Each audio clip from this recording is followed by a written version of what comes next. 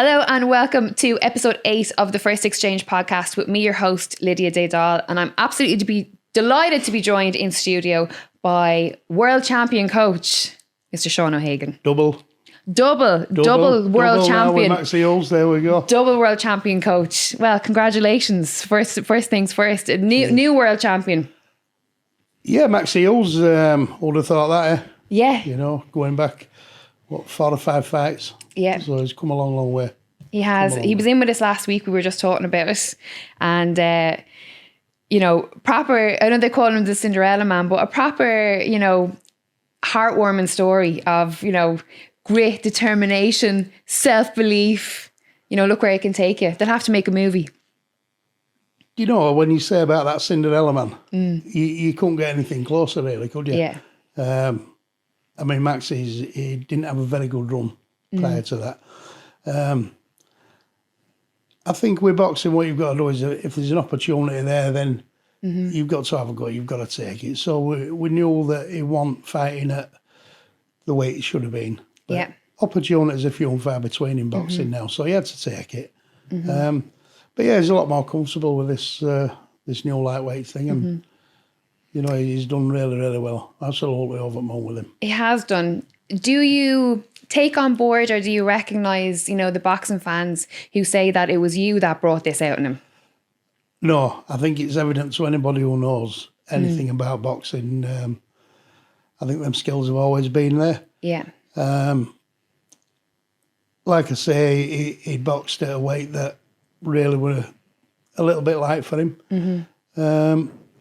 And he knew that at the time, but like opportunities come along, and like I say, they're few and far between, so he had to take those opportunities.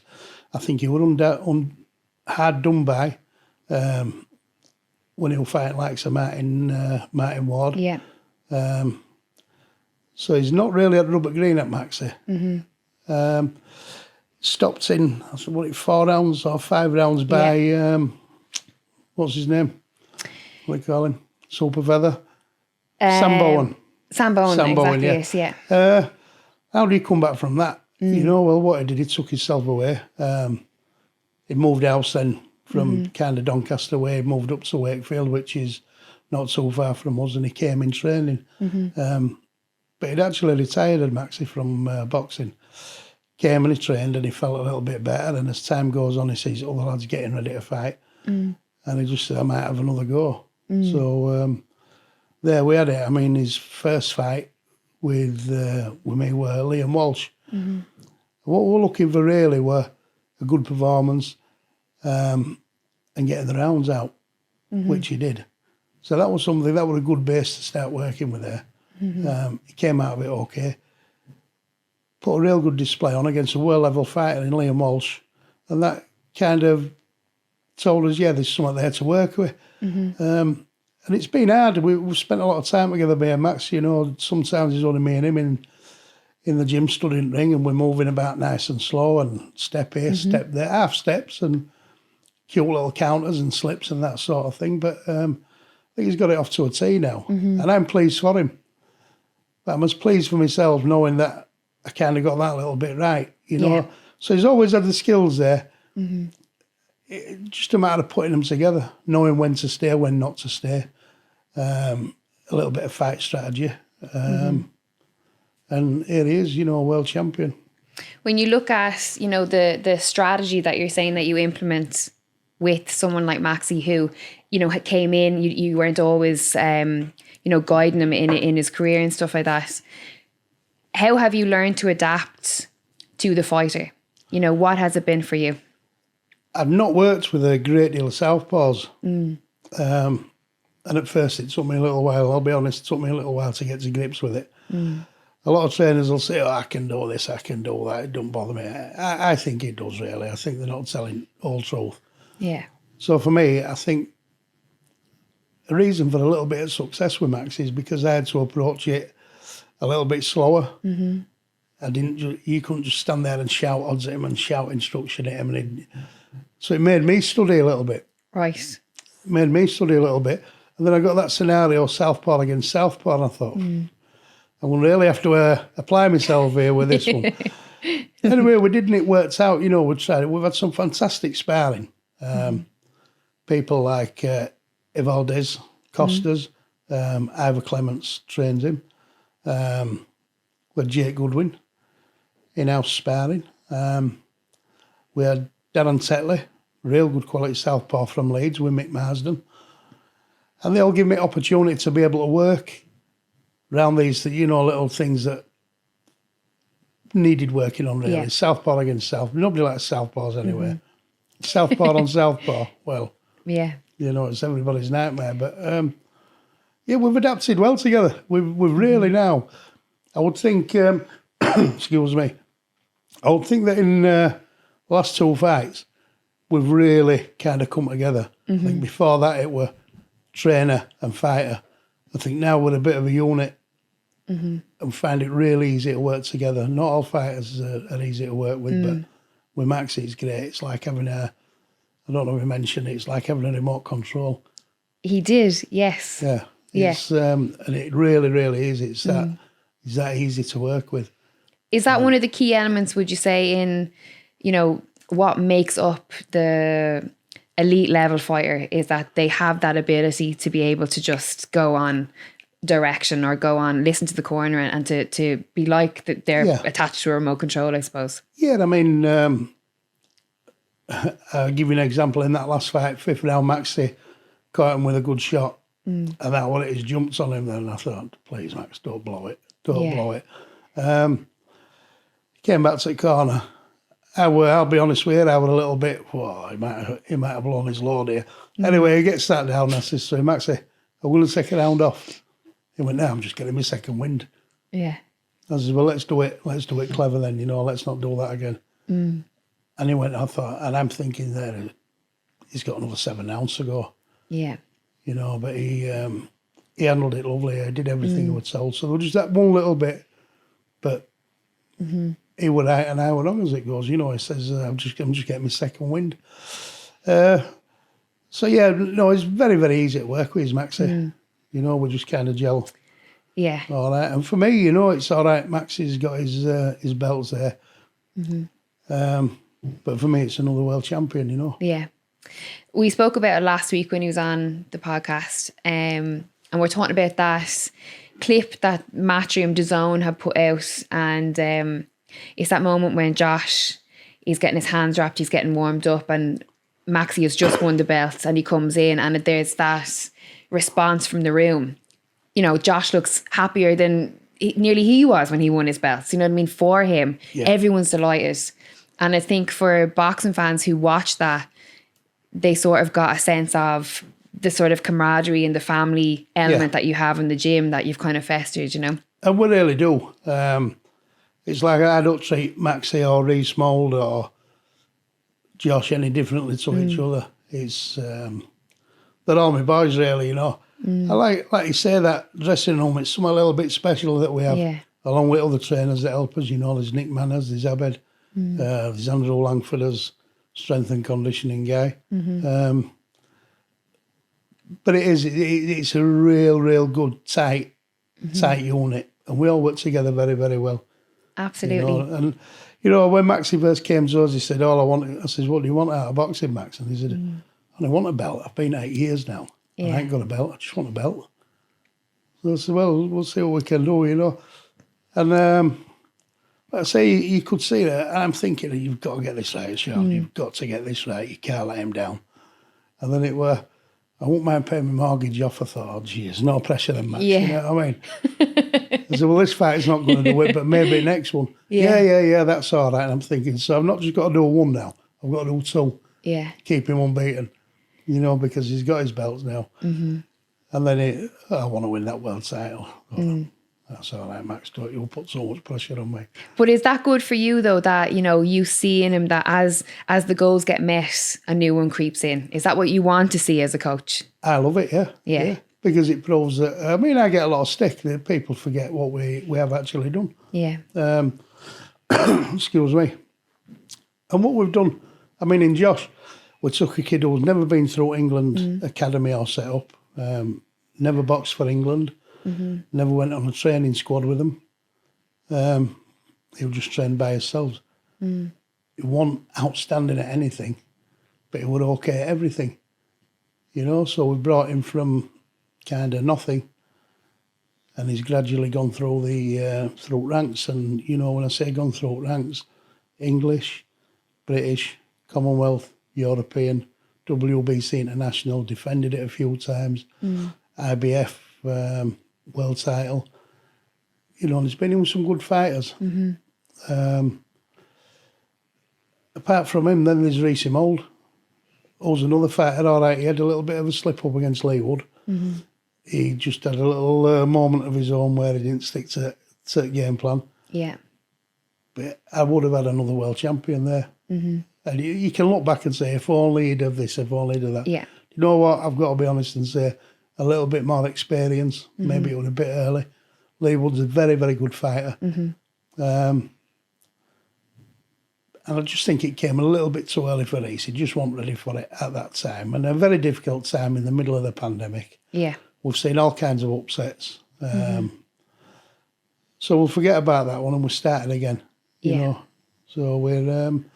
but yeah, I'm hoping there's more to come. I forgot a point now. Oh, yeah. Oh, we're having a great conversation. That's what I'm going to say. Despite winning what we've won, and, you know, I've had a little bit of success with other fighters as well. And people say, yeah, but that would have won off. They forget about the... Like, I don't know how many years of hard work leading up to it. Yeah. They forget about the success in amateurs, beating people who shouldn't have been amateurs. Yeah. And they forget all that and they go, yeah, well, it just a one-off. So first ever world champion from Leeds. I've got to say male world champion because there was a female in Leeds that won a bit of a Mickey Mouse world title. She won't be happy when she sees it, but it was. She definitely won't be happy. She definitely won't, but it is what it is, and you've got to be honest. One thing I am honest. Yeah. She won't be happy, so I'll say male world champion from Leeds. Yeah. Before all righteous brigade get on it. And, and that's in history of boxing. Yeah. So we've done okay.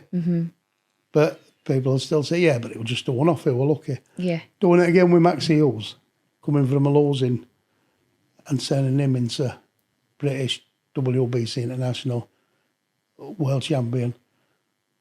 And now they're saying, yeah, but it's not a real world title. Well, look what that kid did to James Tennyson in a minute, that first round. You know, I don't know anybody who would risk putting their fighter in with him. Very, very good fighter, Straffon, you know. Very good. And up until the bell, you know, people were still writing off Maxie saying that he wouldn't be able to do it. You know, even after all the upsets, like the John O'Carr, like everything that had gone along, like he had upset so many people, so many fighters, and still he was being wrote off. Yeah, I mean, they do, but they don't see what we're doing in the gym. They don't see, you know, even how we speak to it, how we talk. I think the missing Max's natural ability is durable as Maxie. Yeah. And he can change the rhythm of a fight and the pace of a fight when he decides that he needs to, if you like. Yeah. So he might all of a sudden, just for an example, 7th round, he might just think, do you know what, I've just dropped off a little bit here, so I'm going to change things up. And he does. He's very good at that. He doesn't necessarily rely on his corner 100% to tell him, you've got to throw this, you've got to throw that. You know, he'll come back and say, we've got to turn it up a bit now, Max, but we've got to do it clever. Yeah. So you see him rolling out at angles. You see him with little single counters. You see little 2-phase attacks, but then he saw another opening, so that became a 3-phase attack. And every time he's thrown, he's landing clean and it's catching eye at judges, you know. He's a very, very clever fighter. And I'm really looking forward to, I think as we speak, we're waiting for a little bit of news for Maxi Hughes. So there could be some big news coming soon. Good stuff. We won't get that exclusive out of you, but we know it's coming. Big fight is coming. I really can't say. No, I know you can't, of course. In case it don't happen, but yeah, I think you'll be first to know. Thank you very much, Sean Hagan. Thank you very much. Have you got Irish heritage? Yeah, my granddad, yeah. Right, yeah, okay, because it's a very Irish name. Sean and O'Hagan would be very Irish. Falls in Belfast. Very good. Okay. Catholic side of the road, if you like. Yeah. Mick Conlon, Jamie Conlon, they're all from up that way. Good lads, them. Yeah. All good lads, yeah. But I speak to Jamie a bit and I like Mick. Yeah. Yeah. Two great guys. Actually, the whole Conlon family, because there's 2 other brothers, and then their dad Johnny as well. Smashing lads there. Yeah. Also, and I do like the shows where they're on. Yeah. Real good carry on. Yeah. He's. I used to watch Jamie as an amateur. Yeah, Jamie was a great fighter. And Wasn't shy of a tear up, I tell Michael you. coming along. Yeah. As well. I think Michael's a little bit more skillful. Yeah. Than Jamie was, but I do like. I used to like watching him. Yeah. Yeah, That's good. Good lads. Small world. I wonder if you're related to him in some way. You never know. You never know. Well, yeah. I think it was my granddad. Yeah. It was my granddad. Now, I have got it all written down, this at home. But my granddad was brought up in St Vincent's, which was Dr. Bernardo's orphanage, if you like. Yeah. And he went on, he joined forces, and he was very successful with boxing in forces, combined services champion a couple of times. Right. He decided then that he had to leave Belfast, and he came over here and landed in Middlesbrough. Right. Where he met my grandma.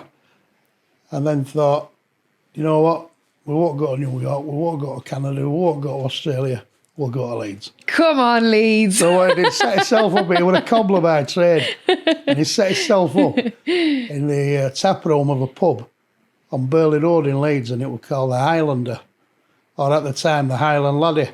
Right. So literally, the house was joined onto the pub, and that's where he used to do all mending of boats and everything No way. else. Yeah.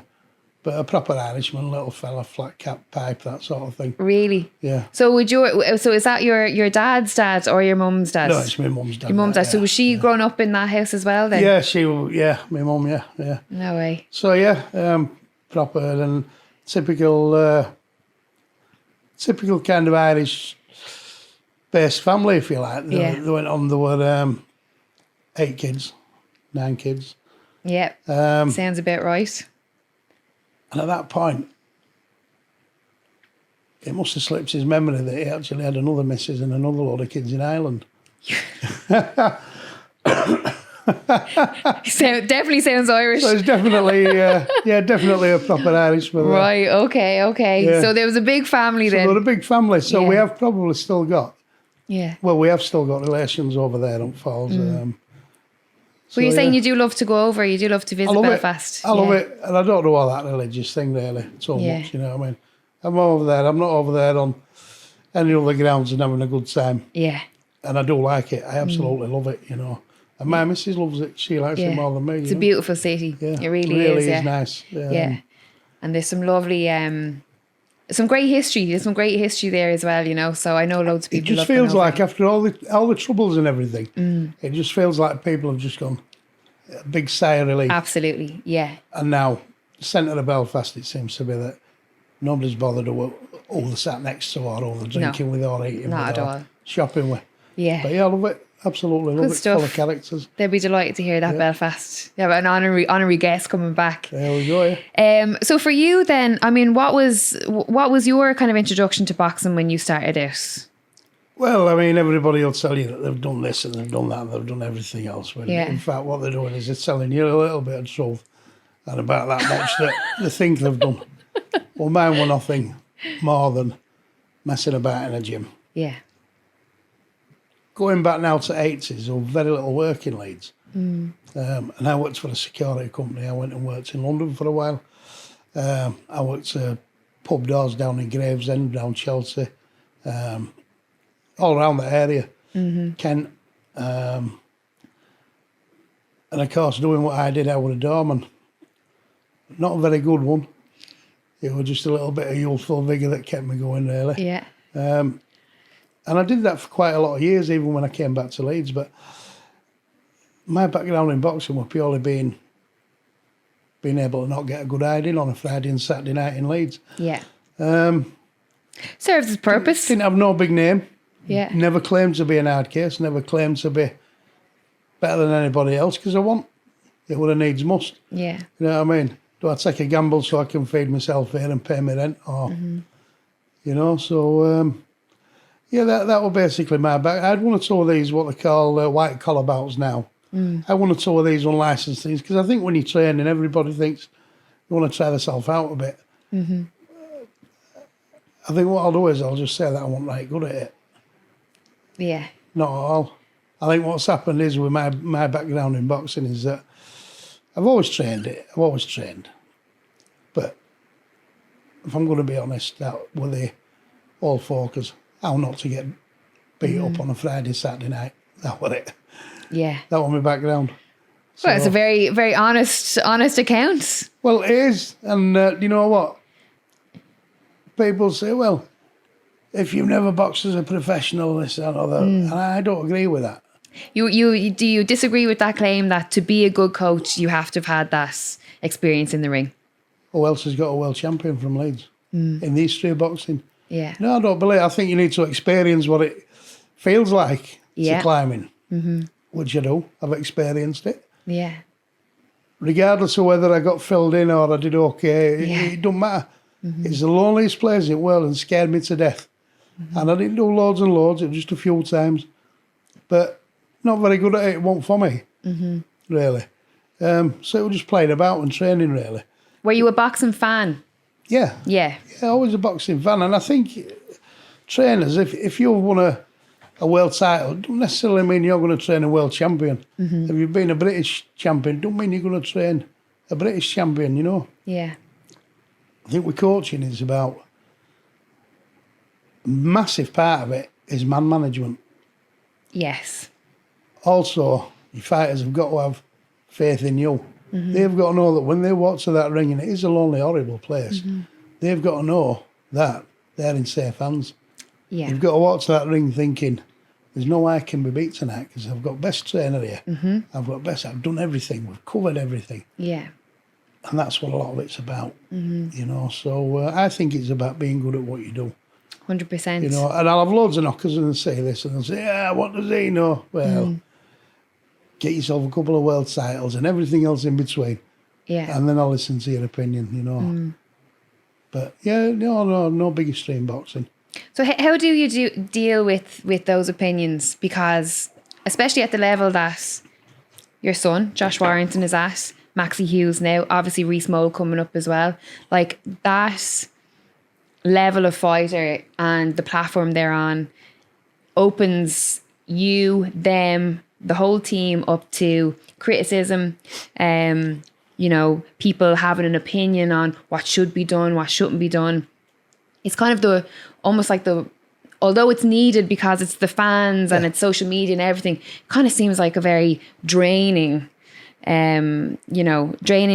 experience to have to go through. I mean, look at the weekends. Obviously, we had Joshua Usyk. You know, the social media is filled with everyone is a coach.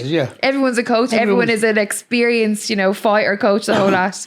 So for you and your team, you know, how have you managed to sort of navigate that? Before we take a fight, yeah, I even asked my own lad, my own son, do you want me for this fight? Don't say yeah because I'm your dad, because I ain't bothered. I said, what you need to do is decide who's the best man for the job. I said to Maxie Hughes, Reece Mole there as well. There's no contract between trainer and fighter. Yeah. And I'm still here. You know what I mean?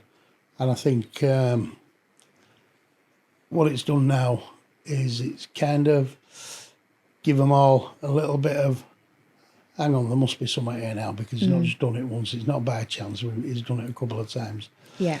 No, to all my knockers, I just say, listen, go do what I've done. You know what I mean? It's not about other people and it's about you. Yeah. And you can do it if you want. You know what I mean? I've never been scared to ask anybody's advice or opinions. I mean, you know, a guy there called Tony Foster, and lots of other people, you know, from all. I've never been scared to ask advice. I mean, I remember when I'd just started training in amateurs, and I went down to Tony Foster, really well known in Leeds, a bit of a legend in Leeds. And I said to him, Tony, what would you do here? He said, this is what I'd do. And he'd show you practically. And I'd take that away. And I thought, it works. It works. You know, so I've never been scared to ask the advice of people that have been above me, if you like. And I'm fortunate that because of what we're doing, a little bit of success we've had, I'm in contact with a lot of people like that. I've even gone to people and says to them, you know, do me a favour, you let me know if I miss out. In other words, keep an eye on me. Yeah. You know, I've worked alongside some very, very good trainers in amateurs and professional ranks, you know. One trainer, and I mean, if you got drawn against these lads in championships in amateurs, he used to scare you to death. Were Mick Bromby from Hull, St Paul's. St Paul's were the ultimate in amateur boxing at one stage.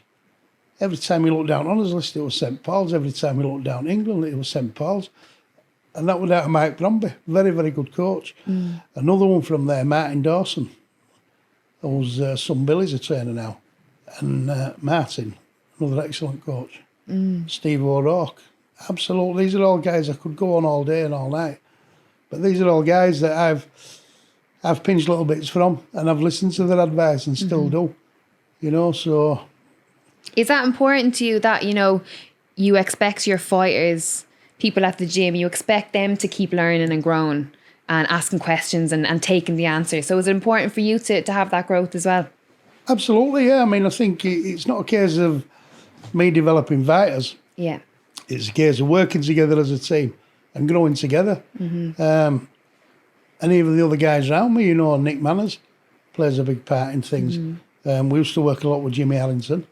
You know, there's things you can take from everybody, and they've all played a part in this success. You know, some of us are not speaking anymore, but forgetting all that, I don't have no problem with anybody in boxing really at all. And everybody who I've been in contact with in boxing, they've all got a little part to play in the success that we're having now. You know. Is that the secret that, you know, of longevity in the sport, would you think? I think so, yeah. Then you get your ones on outside that you might want to be a couple of miles away from them, and all you hear is all this from them, you know. Yeah. And I just think, why? You should be working together. Everybody should be working together and putting these things to one side, whatever grievances they are, and then maybe you'd have your success, you know. But like I say, I think it is about being good at what you do, but also you've got to be open, you've got to be honest, you've got to value other people's opinions. There's too many people in boxing that want to do it themselves and saying it's all down to them, when really it's an individual sport, but behind the scenes there's a massive team effort behind it. Absolutely. For you, you know, having that relationship with your son, father-son, and also coach-student, coach-fighter, you know, how is that experience? Oh, at times it can be challenging. It's probably worse for him than it is for you. At times it can be challenging because he still knows best. Yes. He still knows best. So the roles are reversed in a way. His success has nothing to do with me. It's all down to him. It's all down to him. But no, it can be challenging at times. Yeah. I think what we were good at is not letting it come into us personal lives. I mean,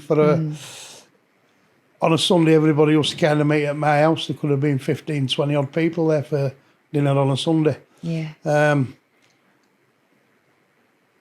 And what we were good at is any disagreements inside the gym, and they're entitled to their opinion because they're fighting. You know, they can argue and they can have their opinion and everything else. And, you know, at the end of the day, it does come down to them. They employ the trainer, they employ the corner team.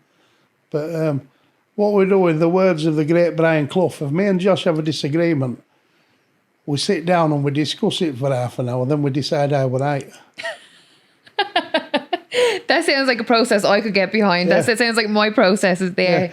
But, you know, has that sort of relationship, you know, getting to the point now where it obviously works, because look at the work that's been done. Has that taken a long time to get to that? We've always been close, me and my kids, because I had them for the last few years of their growing up. Yeah. I had them on my own, you see. Yeah. I think we've always been very, very close. Me and all my kids, really. Yeah. How many is there in total? Oh, there's a few. There's a few. And then I met my missus now, Miranda. I met Miranda, I think 9 years ago. Yeah. And she had 3. So with my half a dozen and her 3, there's like 9 of them. So Sundays are busy in your house Sundays then? are busy in my house. Every day is busy. You won't want my Christmas bill. I'm telling you, you won't want my Christmas bill. We do like Christmas. No, with me and Josh, we were very good at separating gym business from family business.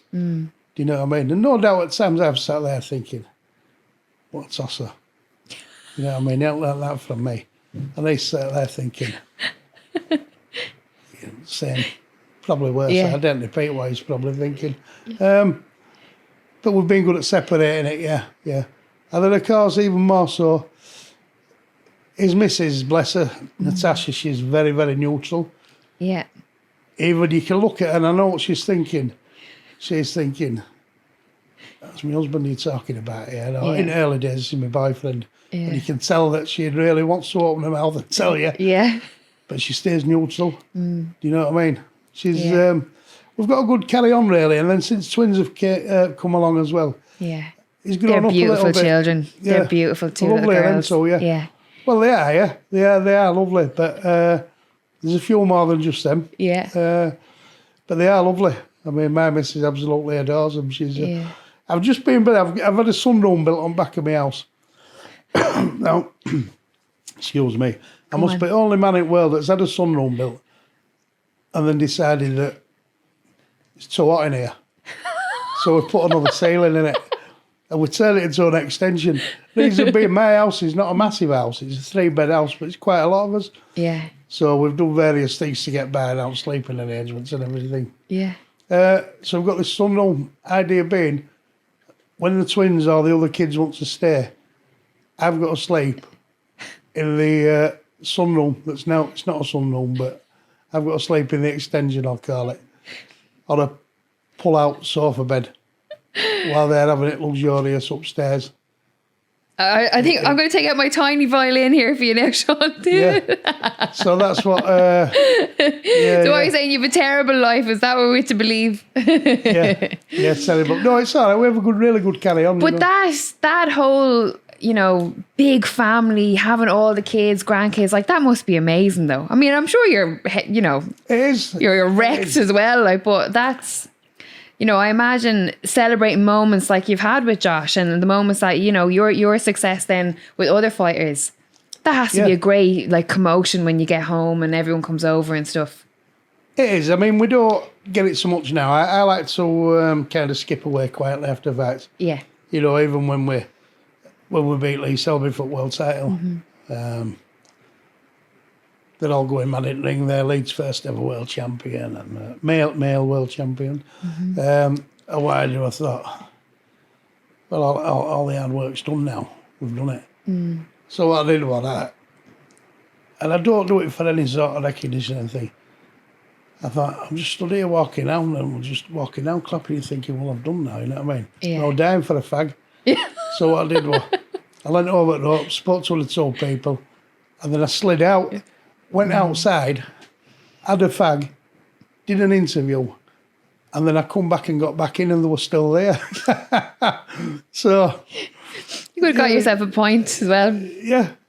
So I think I did actually, yeah. But, in those moments, like, there'll be people at home that'll hear that and, they won't understand it because there's such fanfare in those moments where, it's such a big deal. But for you, is it like you say, the work's been done now, that's it? When did it hit you? When did it properly hit you that what he had achieved? Well, that would won world title. Yeah. I think it hit me when I'd been, where had I been? For some reason, I'd gone past Ellen Road. I'd been to look at a second-hand car. I wanted an old banger to just for taking dogs out and stuff. Yeah. And I'd been past Ellen Road, so as I was coming back, as you're driving along Ellen Road itself and the ground comes into view and you're getting closer and closer, there was a massive billboard. And now we've seen them on billboards before, but there was a massive billboard and it said, IBF World Champion. There's a picture of him there. And I looked up like that. And I thought, yeah, that's about like that, yeah. And that was when it kind of hit me. Yeah. And that was maybe a week after the fight. You know what I mean? And you don't get a chance here because there's all the fallout after the fights and everything else, So I think it was then. And then I think when we got the Carl Frampton fight got announced, I was kind of pleased about it, but a bit disappointed as well because I always liked Carl Frampton. Yeah. Always liked him. The guys that were training him at the time, with Nigel Savis and Jamie Moore. Jamie Moore, yeah. And Jamie was another one I used to like, as I do Ricky Hatton. So, for all you want these big fights and you want to win and everything, I'm thinking it's going to be a shame to Phil Carlin on Saturday night because I like him. I've always liked him. Do you know what? I genuinely like him. Yeah. I liked him as a fighter. The fact that we were fighting him were a little bit, I don't know how to describe it because we were pleased we got the fight, but disappointed it was Cal. Yeah. Even Lee Selby, people said, it's rubbish that you didn't like him. I said, I did like him. I liked Lee Selby as a fighter. I watched him through amateurs and everything else. It's going to be hard because he was so sure that he was going to walk through us. And there was actually a time during that fight when I'm watching him there and he's all cut and he's bleeding and pressure's on. And I'm thinking, kid's going to lose his world title. Yeah. I wasn't thinking about, we're going to win. Well, I was. And then just for a split second, this kid's going to lose his world title. How's he going to cope with it? I hope he's all right, type thing, you know. That's genuine. Yeah, I don't like to see people getting hurt. Yeah, that's a lovely recollection, to be honest, because well, we don't really see that often, do we? And everyone's genuinely nasty in the build-up. Yeah. So grief between him and Josh. And I don't think they want even building fight with genuine needle between them both. Yeah. And I found it difficult because I didn't mind the kid. Do you know what I mean? I really didn't. Some of Lee's little bit of background and history I can relate to myself. Yeah. Growing up myself. Yeah. So I really did. I didn't have any needle personally with him. His training team maybe, yeah. But not him personally. You know, I do like him and I liked him as a fighter. Yeah. He's seen his opportunities and he took them. So that, I mean, it's a strange one though, isn't it? When you look at, you know, because we're in boxing, we see it, we know it has to happen. It's, you know, I don't think we think about it that much, but you know, in the context of life, it's a bit of an unusual situation to find yourself in at times. You know that it is. To these two teams, two families, they're coming together. You know, only one can win. It's hard. It is hard. And, yeah. I can see how a lot of people, you know, you can look at trainers, you can tell they're nervous. People think that of me. I have a little bit of nerve damage, so sometimes I get a bit of involuntary movement at neck or jaw or whatever. Yeah. It's been described as, it's clearly on gear, or it's clearly this, or it's clearly this. I can confirm there was no needles here today. I don't have to explain myself to them. But you do get people like that, you know what I mean? And it's like, for me, it's getting back to, I forgot where we were now. But yeah, like Willie Selby, and I'm thinking his dad's got to watch him. Yes. You know what I mean? And I kind of like the little bit that I know about him. Very, very similar to my kind of background and history as well as a kid. So you had a bit of compassion for him. I did have a bit of compassion for him, yeah, I like the kid. And then you've got to think his brother's got to watch this as well. Yeah. You know, and I know exactly how they felt because when Josh got beat, I saw what it did to his brothers. Yeah. And myself. Well, for myself, after it all, after disappointment and everything, they saying, oh man, I can't believe I got beat. Can't believe I got stopped. Can't believe I got knocked out. And then he says, anyway, he says, you weren't even bothered. I sat at his table with a cup of coffee. I said, what do you mean I wasn't bothered? Because I was bothered. I said, I'm looking at that thinking, I've ordered a new camper van. And I need the next fight. I said, I had to ring up and cancel the camper van. He said, you weren't bothered. You just stood over me with your arms like on your hips, pulling your trousers up, just like glancing down at me. I said, what do you want me to do? I said, you doctors here, it's paramedics and all. You were all right. I said, you were being dramatic anyway. He's like, I know. Sean, come you were on. being dramatic. I said, I've had worse than that in Leeds City Centre on a Saturday night. Stop over. You did crying. Not stop that now. Did you actually? Stop crying, pick yourself up, and we crack on and we go again, don't we? And I think that's what he was so disappointed with at Headingley Stadium. He wanted to finish the job. Yeah, yeah. But it was looking good, despite all his haters saying that he was going to get done. He won. Yes. Because I'm watching him there, and I watched him catching shots. I watched him take one or two heavier shots. And then I watched the little cute counters underneath and outside. And I'll tell you now that if that fight had gone on, there was no way he wouldn't have allowed himself this time. You know, there were a few factors in the first one that I won't go into. No excuses. Don't make excuses. I can give a reason, but I won't give excuses. Yeah. Boxing's supposed to be competitive. Everyone's on about Anthony Joshua now. I mean, come on, I remember days where you used to sit down and watch it because you think, this is a good fight, who's going to win? Everybody expected Anthony Joshua at Usyk. Everybody thought Joshua was going to walk through him. Everybody. And that's what they turn on for. And I think, there's something wrong here. It's the same as when you go to a show and you get a fight order. You shouldn't be able to go down and say, he's winning that, he's winning that, he's winning.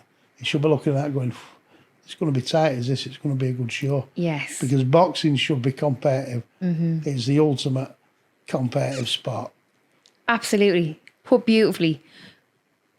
But we don't always see it like that, do we? We don't always see it like that. And you go, oh, he's been beat.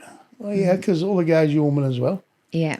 And he wants it as badly as him, and maybe it's setting him a bit lightly. Maybe there was an injury, maybe there was something in preparation that didn't go right. But you know what? For whatever, it's a win or lose thing. You know. Yeah, yeah. So for you, when you're selecting the fights, or you're accepting fights or picking fights, for you and your team, is that a factor in your mind? Are you saying, well, we're not going to take that because that might be a bit too, a lower level to you, or it's an easier fight? We've never turned a fight down. Never ever turned a fight down. The only fight that we turned down, we didn't turn it down, we delayed it, were Lee Selby and Josh when it was first put to us. Reason for that, for delaying that fight, is there was a little bit of confusion over dates and everything. Eddie had come to us and says, what dates can you do? We then says, we can do any, but we cannot do that because he's getting married. Right? He didn't want to. That's a fair enough reason. He was getting married. So we didn't want to be training while preparation's going on, because it was a big event for him. Yeah. More so for his missus, who really, the sacrifices that she's had to make, as much as him, really. And he wasn't going to let her down. He said, what do I do here? She said, don't let her down. Yeah. She's going to be by your side. If it all goes wrong, she'll be one that's wiping your chin and pushing you around, but it's true. It is true. And, you've got to be honest. It does happen. Usually because things have not been done properly, but we can't say that, can we? Yeah. But, so just this once. Just this once. From being a kid, other kids used to get on the school bus. He used to run home. They used to go out on a night. He used to go to the gym. On a weekend, they'd all gather out local co-op having a fag and just being boys. He'd be doing his weekend job. He's worked full-time. He went to uni and he trained all at the same time. So just once, you know what? Whatever anybody says, do what you want to do what you need to do, because it's family business, that. Yes. Anyway, we sorted it out after, didn't we? So it don't really matter. But absolutely. Yeah. But that's a key moment there, because I think, for a lot of young fighters coming up, I think, and again, it's just a perception, I don't know for a fact, but it seems that this whole mindset of you've got to be selfish. I mean, you do have to be, I imagine, to do this, but some things are more important than just fighting, right? Absolutely. Yeah. Absolutely, of course they are. I think what people have got to remember is that boxing's a very, very, it's a tiny part of your life. And at some point, that episode will be over. It's like a paragraph in a book. Yeah. Once you've read it, it's done, you move on to the next. It's about progression, isn't it? Yeah, natural absolutely. Progression. So at that time, it might be the most important thing in your life. But you don't want to be looking back and regretting decisions you've made. Yeah. You really don't. You want to look back and say, it's successful. I've got a bit of security. I've provided for my family and my kids. Yeah. Future's good. It's looking bright. Absolutely. You want to look back with no regrets, really. 100%. When you talk about, when he was growing, when Josh Warrington, your son, when he was allegedly, when he was growing up, and you're saying like that, the lads are having a fag at the back of the co-op, and out on the piss and different things. Did you ever have to nudge him with the stick, or was it all off his own back? No, all off his own back. Even as an 11-year-old, 10, 11-year-old, yeah, he were all off his own back. I've never seen anybody train like him. More importantly, I'm proud of his little thing that he's got there. He's a dental technician by trade. Yes, yeah. I only found that out recently, actually. I didn't know that, yeah. Which don't really sit, because I'm sat here with half a fireplace in. But yeah, I'm proud of everything he's done, really, Yeah. I mean, he recently passed his motorbike test, so I'm pleased that he's done that. Yeah. Because you think, you know what, he's done all this. As daft as it seems, I think as a parent, you like to see your kids doing what they want to do, being able to do what they want to do. Now he can go on holiday where he wants, he can drive what car he wants. He's been and bought himself a big silly motorbike. Yeah.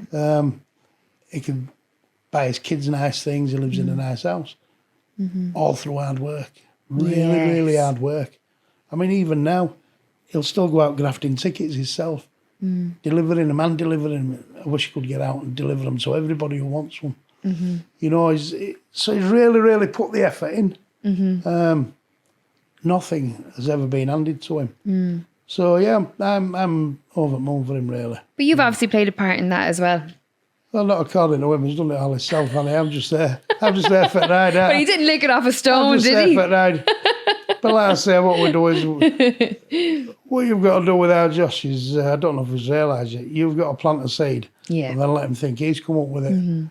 You know what I mean? Yeah. Well, you get him for one. I'll get it right. Oh, I think most women do that with most men, to be honest. Yeah. But for you, what, was there a moment when he was growing up that you said something different here? Something a little bit special about this kid? You see, as a baby, he worked very well. Damaged lungs and everything else, he wouldn't be a little tiny. Basically, take him home, wrap him up in cotton wool and he'll be all right, you know what I mean? But you could see there were a little bit of something in him. He was confident even as a baby. Even as a kid, he was confident. He started nursery. And straight away, I think he'd been in there a week or something. I was called into nursery for something, and I'm thinking, look, the size of him. I mean, it was ridiculous, honestly. One or two little things that he did, really, you know what I mean? And you just think, a little bit of something there, Yeah. I always liked running down with myself, and it was a busy house, man. So there were always a lot of my older pals there. One or two lads were quite well known in the area, and they were always like being around them and listening to the tales and everything else. And yeah. It was just a lad off his state, but there was a little bit of fire about him, you know what I mean? But a good kid, generally good kid, you know what I mean? And was it Josh that came to you and said, can I do a bit of boxing? Or were you like, Mum, down to that gym now, let's get started on this? No, he actually started first doing a little bit of taekwondo. A bit of judo and a bit was of karate. It? Yeah. With a kid who I used to work with called Mick Isaacs. Right. I did a little bit with him. I used to do a little bit with Mick, training and what have you. And just bang bags and that now and again, but usually away. So he wanted to do something. He wanted to do a bit of karate, so I did a little bit of that, and it wasn't really for him. So we went down to the local gym there and did a little bit and found he had a knack for it, So just carried on from there. Then as he got older, he wanted to fight. He was counting days down from being 9 until being 11, so he could fight. And his first ever fight were, I think it were Elite Boxing Club, Bracebridge. Right. It were their centenary do. And he opened show, and I remember him running in there because we were a bit late. And at the time he was 28 kilograms. That's what he weighed. So he got himself all my ankle is 28 kilos. Got himself all and he sat there with the big guys at seniors were at the side of him, the good old men at the side. He sat there in between them. He's getting his boots on. Where's my things, Dad? Where's this? Where's that? He's getting his gear on and he said to me, all right, mate, are you fighting tonight? And this big guy said, yeah. He said, I'm opening, show me. Putting his boots on and all that, he's bouncing about. I'm ready.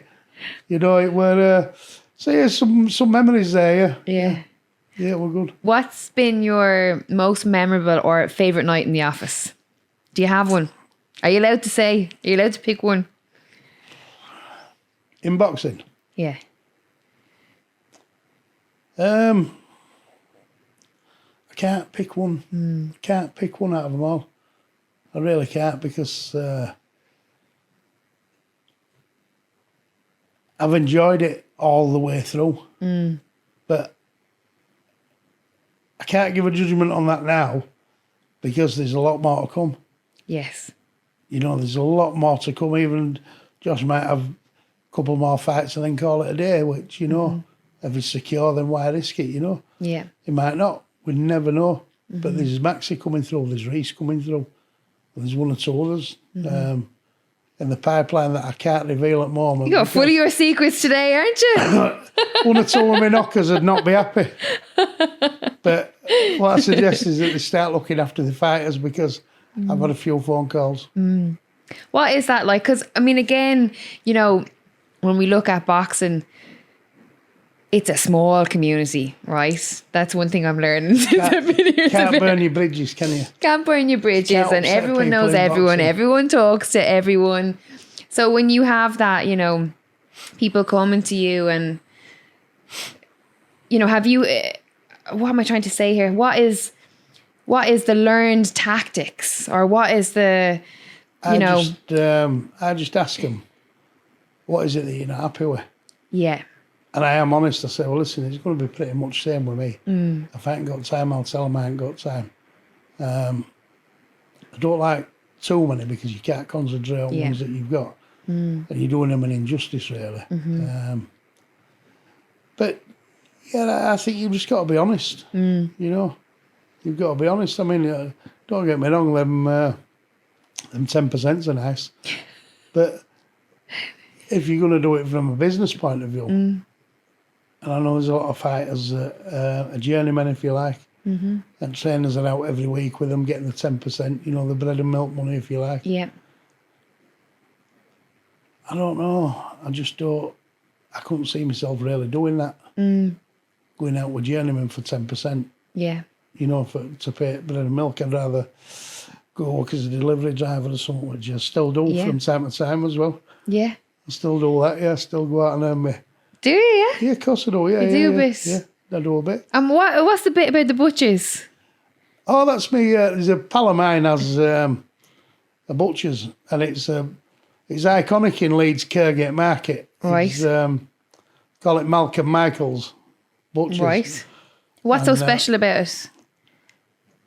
I think it's the biggest butcher's shopfront, retail shopfront in Europe, if I'm not mistaken. No way. Okay, Yeah, so yeah. it is a proper... It's iconic. People go there, Leeds Market, just to go to that butcher's in particular. Wow. But it just turns out as a friend of mine is Malcolm, the bloke that has it, and Adrian, his partner. Yeah. I don't mean partner, I mean his business partner. Right. If you're watching Adrian, I wasn't implying that you were like, not that it matters these days. I mean, you might be. You do have a look at that, but I don't know.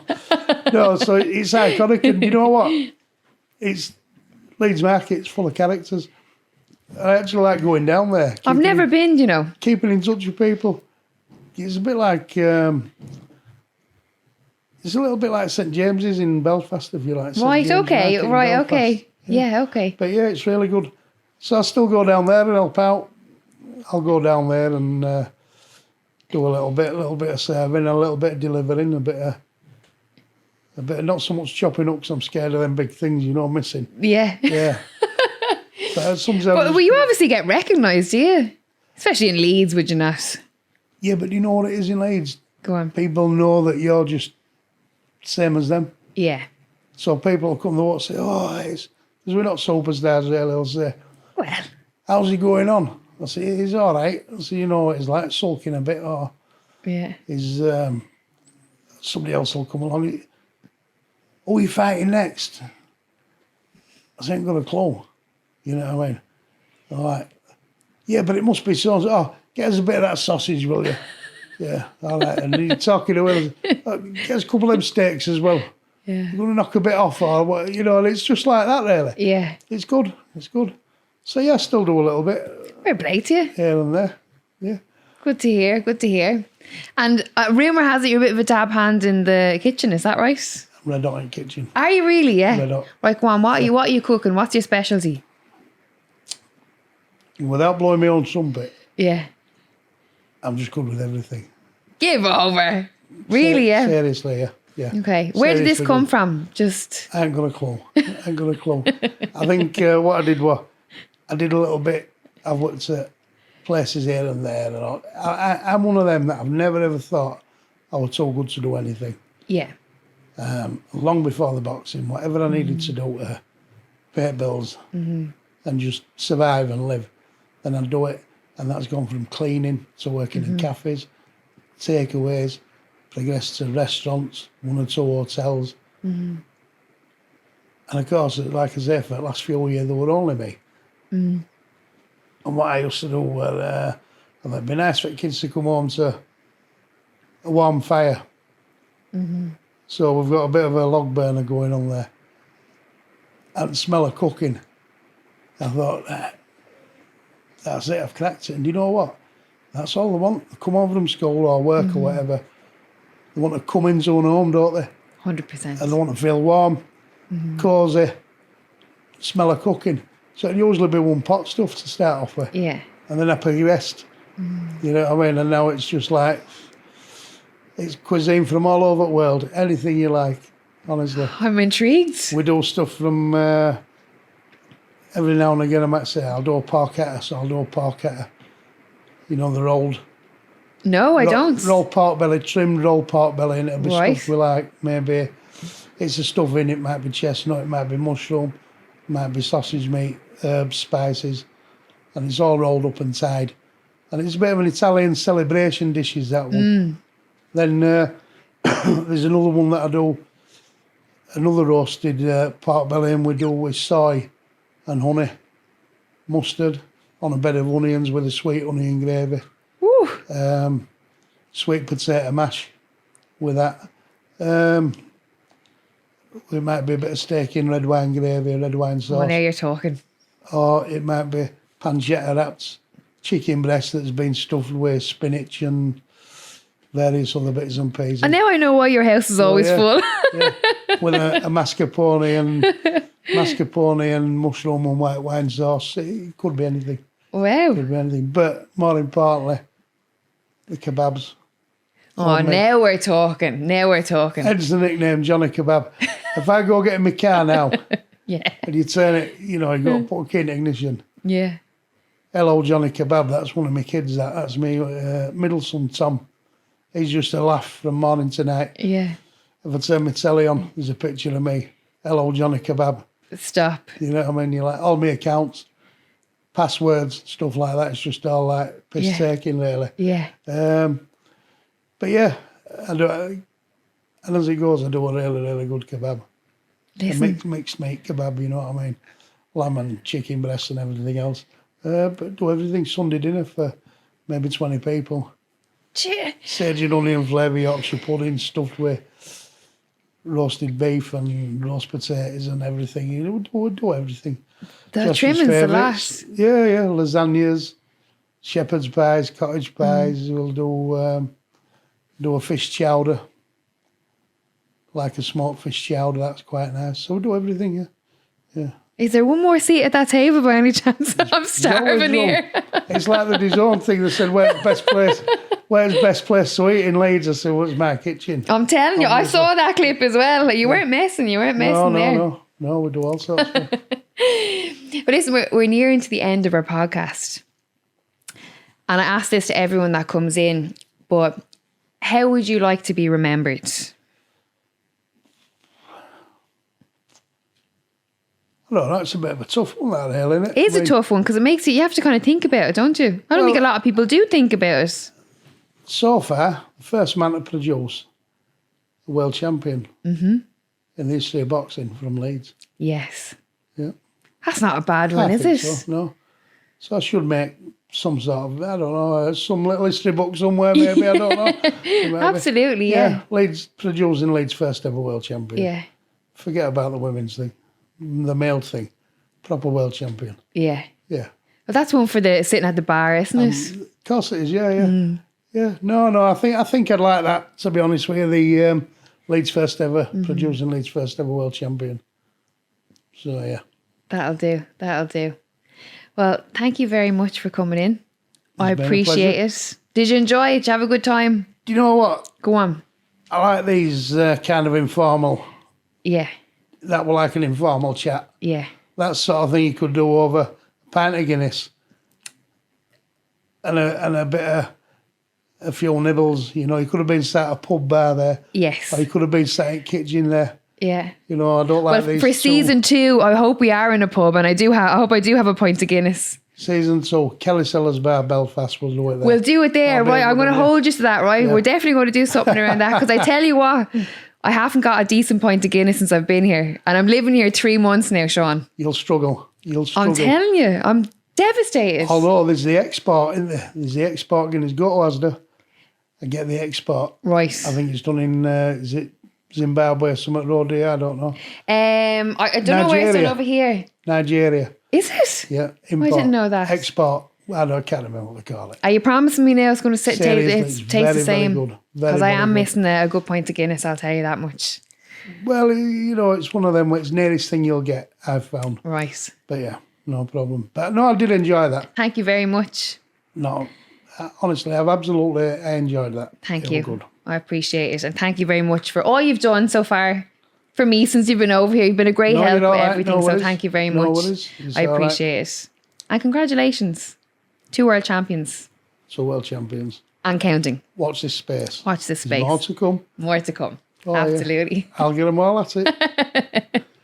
That was episode 8 of the First Exchange podcast with 2-time world champion coach So it's Shauna Hagan. just before we go, to all my knockers, let's have your comments. I'm ready for you. Let's go. Let's go. Get those numbers up, right?